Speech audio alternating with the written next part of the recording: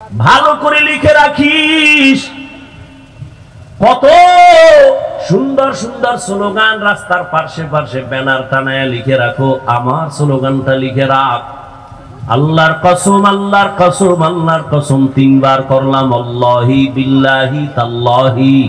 দুনিয়াতে যত আপন বন্ধু পাইছো সব স্বার্থপর, একমাত্র তোদের কলিজার আপন বন্ধু নিঃস্বার্থ উলামায়ে আহলে হক।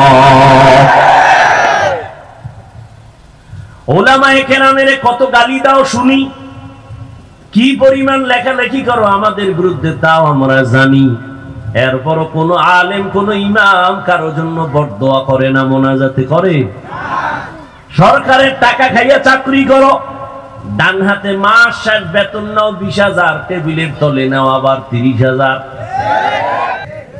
শব্দ হুজুরদের, হ্যাঁ সত্য কথা বললে কয় হুজুরের গরম গরম।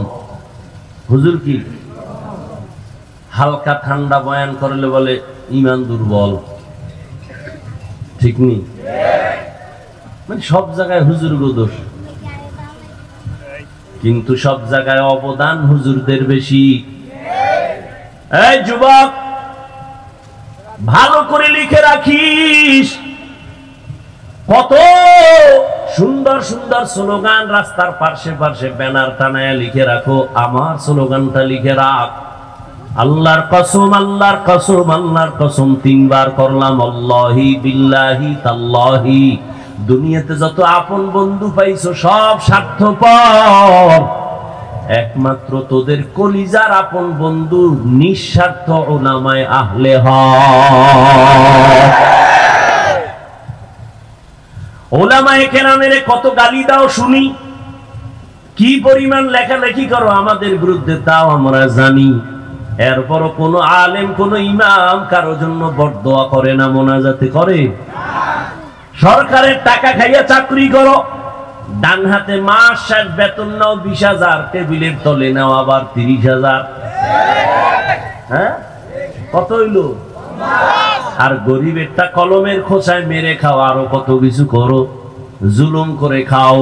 এরপরও সরকারের পছন্দ করো না, সরকারের টাকায় পেট ভইরা সংসার বাঁচাই এখন পাও, সরকারের আবার লাল বাতি দেখাও।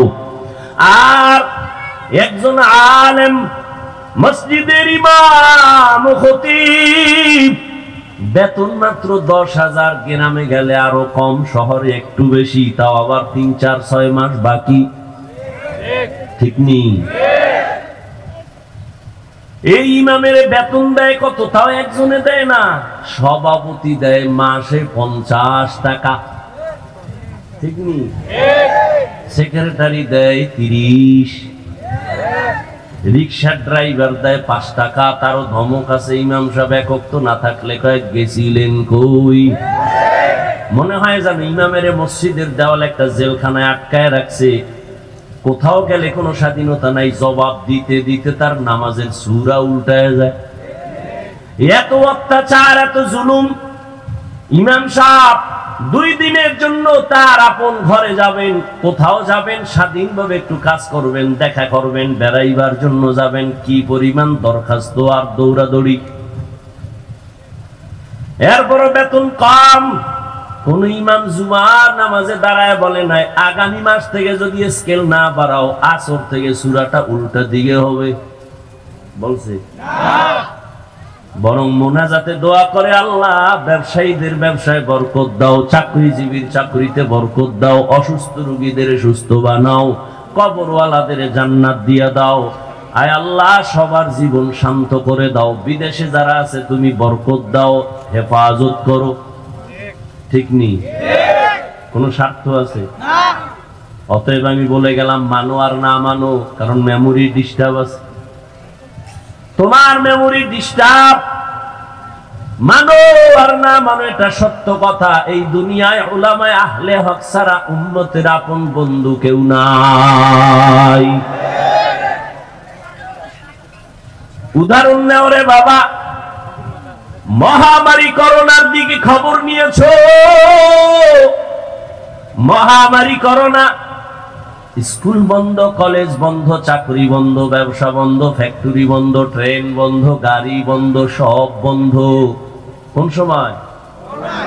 করোনার সময়। কিন্তু নজর করে দেখছুনি মুসলমান, এ জমিনে আল্লাহর কোরআনের একটা মাদ্রাসাও বন্ধ হয় নাই।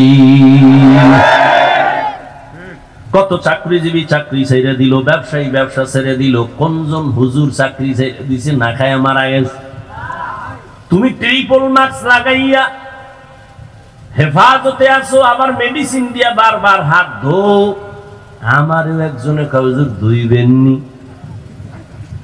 হাত ধোয়ার বয়ান তো মদিনার নবী করছেন, খানার আগে হাত ধো, খানার পরে হাত ধুইও। তুমি 13 বার ধুইলেও লাভ হবে না, আমরা একবার ধুইলেও সওয়াব হবে, কারণ আমরা রসুলের আদর্শ মতো হাত ধুই।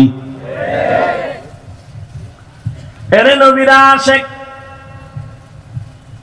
ওই মহামারী করোনায়, বাবায় করোনায় মরে গেল, সন্তানরা এলাকার গরিবদের টাকা দিয়ে কয় লাশটা টেনে ধরে রাস্তায় ফেলে দে। রাস্তায় বাবার লাশ ফেলায় জানালা দরওয়াজা আটকায় দিল। একবার ওই কুলাঙ্গার সন্তান নজর করে তাকায় নাই বাবার লাশটা কুত্তায় খাইলো নাকি জানাজা হলো। ইতিহাস ভুলে যাস না রে যুবক। রহমতের নবী ১৫০০ বছর আগে গর্ব করেছেন, বুড়ারা আমি মুহাম্মদের বিরোধিতা করেছে, যুবকেরা আমি মুহাম্মদের উপকার করেছে। ও যুবক, তুমি কি উপকার করছো মদিনার? দাড়ি রাখতে পারো নাই,